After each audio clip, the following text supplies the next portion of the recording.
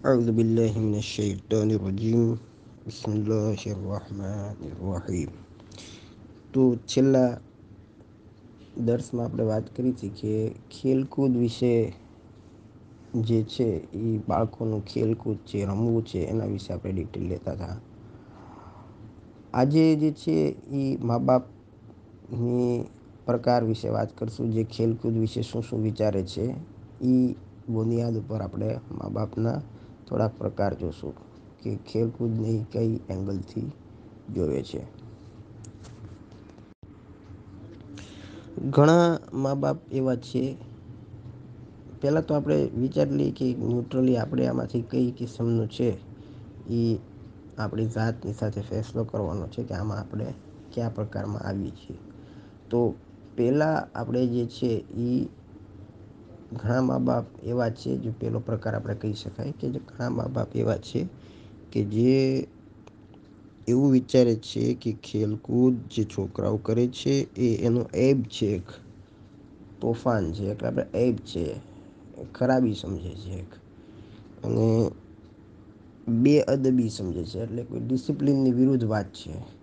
એટલે એનું રમવું જે છે એ ડિસિપ્લિનની વિરુદ્ધ છે, એટલે કે અદબની ખિલાફ છે, અદબના વિરુદ્ધ છે. અને કોશિશ કરતા હોય છે કે ખેલકૂદથી બાળકો દૂર રહે અને છાનામાના બેઠા રહે. તો આ એક જે છે એ એક પ્રકારના મા બાપ આપણે જોયા. હવે નેક્સ્ટ બીજા પ્રકારના મા બાપ કે જે મા બાપ એ લોકો છે કે જે મા બાપ એવું વિચારે છે કે ખેલકૂદ જે છે એના વિરોધી નથી, પણ સાથે સાથે છોકરાઓને, બાળકોને ખેલકૂદ માટે આઝાદ છોડી દે છે. અને એમાં પોતાની દખલ જે છે એ નથી આપતા.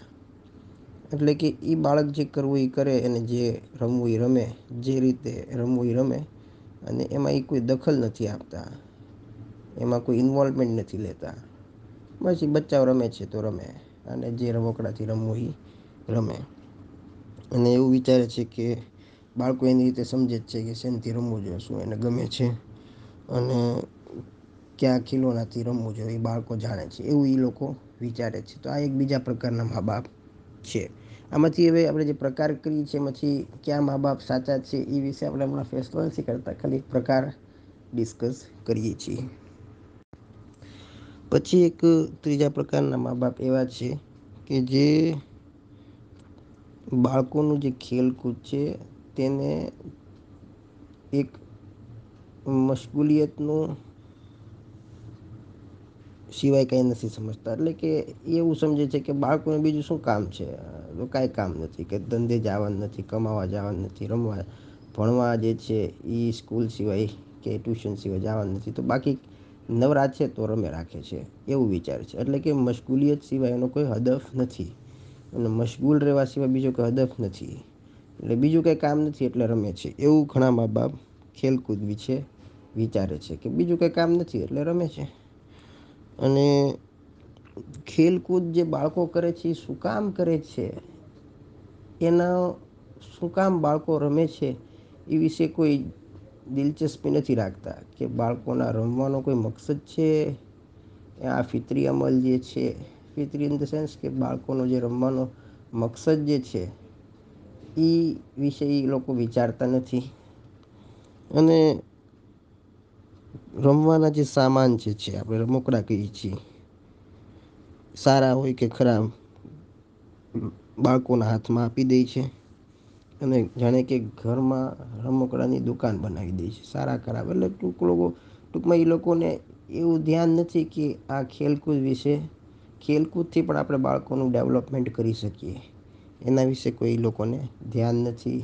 અને આ ખેલકૂદને એ લોકો કંઈ ગણતા જ નથી કે ભાઈ એનાથી કોઈ હદફ વગરની વાત છે, એનો કોઈ ટાર્ગેટ અથવા તો કોઈ ગોલ નથી ખેલકૂદનો, બસ નવરા છે તો રમે છે કોઈ બિઝી રહેવા માટે. અને એમાં ખેલકૂદમાં જે છે એ કોઈ દખલ નથી આપતા. કે એની મરજીથી બાળકો રમે છે, બગાડે છે, રમકડા ફેંકે છે, તોડે છે, ખુશ થાય છે, નારાજ થાય છે અને પોતાના રમકડાથી બીજા ઉપર ફખર કરે છે બાળકો. તો એ જે કરે છે એમાં એ લોકોને કરવા દે છે. પછી જે છે એ ચોથા પ્રકારના મા બાપ જે છે એની વિશે વાત કરી કે જે રમવાની ઈજાઝત તો આપે છે કે નહીં બાળકોએ રમવું જોઈએ, અને સાથે સાથે ખેલકૂદ ઉપર ધ્યાન પણ આપે છે. એની નજર પણ હોય છે બાળક શું રમે છે, શું કરે છે. બાળકના ખેલકૂદ ઉપર એની નજર પણ હોય છે કે ભાઈ શું બાળક રમે છે, શું કરે છે.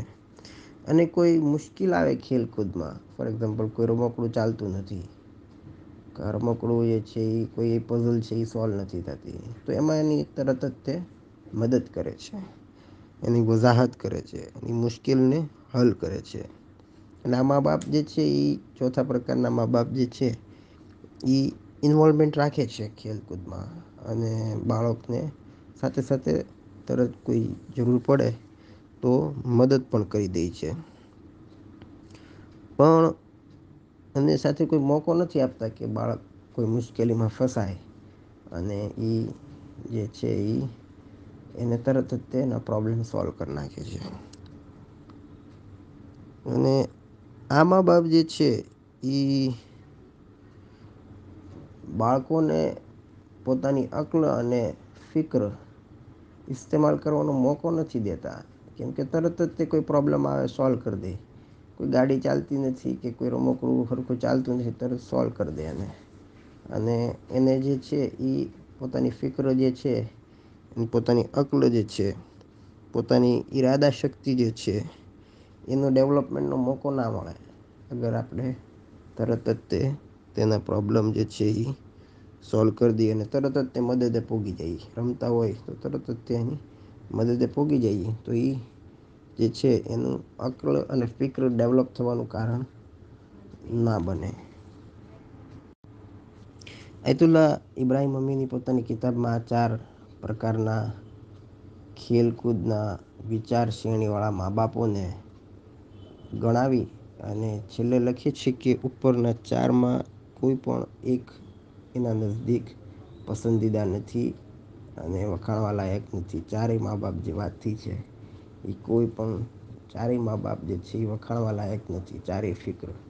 અને પછી જે છે એ નીચે પોતાની ફિકર બયાન કરે છે કે હકીકતમાં એક મા બાપને ખેલકૂદ વિશે કેવા વિચારો રાખવા જોઈએ, કેટલું ઇન્વોલ્વમેન્ટ હોવું જોઈએ અને કેટલી હદે બાળકોને મદદ કરવી જોઈએ, ક્યારે મદદ કરવી જોઈએ, એ વિશે જે છે ઇન્શાલ્લાહ આપણે નેક્સ્ટ ક્લિપમાં જોશું. વ આખિરુ દાવાના અનિલ હમ્દુલિલ્લાહિ રબ્બિલ આલમીન.